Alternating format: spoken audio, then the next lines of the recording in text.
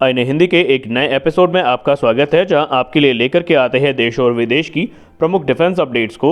और आज के अपने इस वीडियो में बेसिकली हम बात करने वाले हैं देसी रैम्पेज के बारे में।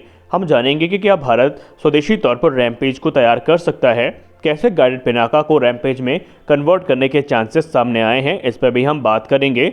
और क्या वाकई रैम्पेज एक हमारे लिए गेम चेंजर वेपन है, इस पर भी हम बात करने वाले हैं। तो आइए शुरू करते हैं आज का अपना ये वीडियो। हाल ही में एक रिपोर्ट सामने आई थी जहां पर कहा गया था कि इंडियन एयरफोर्स के सुखोई 30 MKI जेट्स को एक नई लॉन्ग रेंज की air to ground precision strike missile से इक्विप किया जा रहा है, जो कि एनिमी के कम्युनिकेशन इंफ्रास्ट्रक्चर्स को, एयर बेसिस को, कंट्रोल टावर्स को, स्क्वाड्रन बिल्डिंग्स को, एयर डिफेंस साइट्स को या लॉजिस्टिक सेंटर या एमिनेशन डिपो जो हैं उनको तबाह करने के काम में आएगी। और वो थी रैम्पेज। रैम्पेज की अगर हम बात करें तो ये एक लॉन्ग रेंज आर्टिलरी रॉकेट का एयर लॉन्च वेरिएंट है, जिसे हम एक्स्ट्रा के नाम से जानते हैं, और इसी को आगे चल के नाम दिया गया रैम्पेज। रैम्पेज की बात करें तो इसराइल ने इसका इस्तेमाल आतंकवादी ठिकानों को तबाह करने के लिए किया है और ये कॉम्बैट प्रूवन भी है। दरअसल इसका इस्तेमाल इजरायली F-16, F-15 से किया जाता है और अब आने वाले समय में सुखोई 30 MKI, मिराज 2000 जैसे जो जेट्स हैं वो भी रैम्पेज का इस्तेमाल करने वाले हैं, क्योंकि इन्हें माइनर मॉडिफिकेशंस के साथ इस्तेमाल किया जा सकेगा। अब अगर हम बात कर लें एक्स्ट्रा, यानी वो रॉकेट जिससे रैम्पेज को बनाया गया है, तो उसकी जो एक्चुअल रेंज है वो है तकरीबन 150 किलोमीटर्स की। लेकिन एक्सपर्ट्स ये मानते हैं कि जब उसको एयर लॉन्च किया जाएगा तो उसकी रेंज 200 किलोमीटर से ज़्यादा होगी। और इसीलिए आपको याद होगा अपडेट्स में हमने ये कहा था कि भारत ने सुखोई को एक ऐसी मिसाइल से इक्विप किया है जिसकी रेंज 250 किलोमीटर्स की है। रैम्पेज को सबसे ज़्यादा घातक बनाते हैं इसके जो सिस्टम्स हैं। इसमें आपको GPS और इनर्शियल नेविगेशन सिस्टम तो मिलेगा ही मिलेगा, वहीं इसकी जो एंटी जैमिंग कैपेबिलिटीज़ है वो काफ़ी इन्हेंस हैं। ये वीडियो ट्रांसमिशन के साथ में आता है, जो कि इसकी एक्यूरेसी को और भी ज़्यादा बढ़ा देते हैं। सबसे खास बात यह है कि ये काफ़ी कॉस्ट इफेक्टिव ऑप्शन है अगर हम महंगी एंटी रेडिएशन मिसाइल से इसको कंपेयर करें, या ब्रह्मोस जैसी क्रूज मिसाइल से अगर हम इसको कंपेयर करें स्ट्राइक के मामले में, तो ये भारत को काफ़ी सस्ते पड़ने वाले हैं। लेकिन फिर भी भारत के दृष्टिकोण से इनको गेम चेंजर नहीं कहा जा सकता, क्योंकि हम इनका निर्माण लोकली नहीं कर रहे हैं बल्कि हम इनको इम्पोर्ट कर रहे हैं।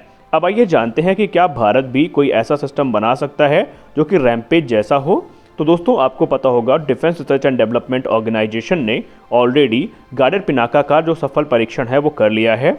और रिपोर्ट्स ये कहती हैं कि अगर इंडियन एयरफोर्स चाहेगी तो फिर हो सकता है कि जो पिनाका रॉकेट्स हैं इनके भी एक एयर लॉन्च वेरिएंट को तैयार किया जाए, जो कि कॉस्ट इफेक्टिव भी होंगे, लॉन्ग रेंज तक स्ट्राइक भी कर सकेंगे, सीकरलेस होंगे, और इसके अलावा ये एक सबसे घातक precision strike weapon Indian air force के लिए हो सकते हैं। लेकिन ये संभावनाएं हैं, इस पर अभी जो पुष्टि है वो नहीं हो पाई है कि वाकई IAF ऐसा चाहेगी या नहीं चाहेगी। अगर हम गाइडेड पिनाका रॉकेट की बात करें तो उसकी रेंज 90 किलोमीटर क्लेम की जाती है, और अगर माना जाता है कि इसे अगर एयर लॉन्च वेरिएंट पे कन्वर्ट किया गया तो इसकी रेंज तकरीबन 150 किलोमीटर से ज़्यादा हो सकती है, जो कि इसे देसी रैम्पेज साबित भी करती है और देसी रैम्पेज इनको बना भी देगी। लेकिन सबसे खास बात यहाँ पर यह है कि क्या इंडियन एयरफोर्स इनको एक्सेप्ट करेगी। तो दोस्तों, ऐसा बहुत कम चांस है कि पिनाका के एयर लॉन्च वेरिएंट को तैयार किया जाएगा या पिनाका रॉकेट्स के एयर लॉन्च वेरिएंट को तैयार किया जाएगा। उसके पीछे का कारण ये है कि इंडियन एयरफोर्स ने ऑलरेडी अपने फाइटर जेट्स को hammer precision guided ammunition, scalp cruise missile, storm shadow और आगे चल के जो ब्रह्मोस के नेक्स्ट जनरेशन वेरिएंट है उससे इक्विप करने का फैसला किया है।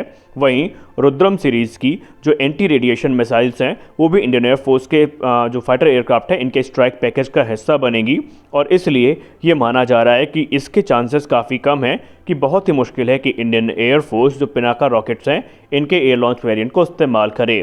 गौर करने वाली बात यह है कि बात अगर एनिमी के एयरफील्ड्स को तबाह करने की है तो हमारे पास DRDO शॉ पहले से मौजूद है, जो कि इस काम को बाखूबी अंजाम दे सकता है। यानी इस समय भारतीय वायुसेना के पास अलग अलग रेंज में स्ट्राइक करने के लिए हमारे पास अलग अलग वेपन्स मौजूद हैं, और इसलिए उम्मीदें तो कम है कि पिनाका के जो रॉकेट्स हैं इनका कोई एयर लॉन्च वेरिएंट तैयार किया जाएगा। लेकिन हम भविष्य को देख नहीं सकते और हम कंफर्म तौर पे ये नहीं कह सकते कि ये प्रोजेक्ट आगे होगा नहीं, लेकिन संभावनाएं तो हैं, क्योंकि जिस प्रकार इसराइल ने रैम्पेज को तैयार किया है, भारत के पास भी उस तरह का सिस्टम है जिनको एयर लॉन्च वेपन में कन्वर्ट किया जा सकता है। तो आपकी इसको क्या लेकर के क्या राय है, आप अपनी राय कमेंट सेक्शन में ज़रूर बताएं। मिलते हैं अपने अगले वीडियो में कुछ और अपडेट्स के साथ, तब तक के लिए जय हिंद।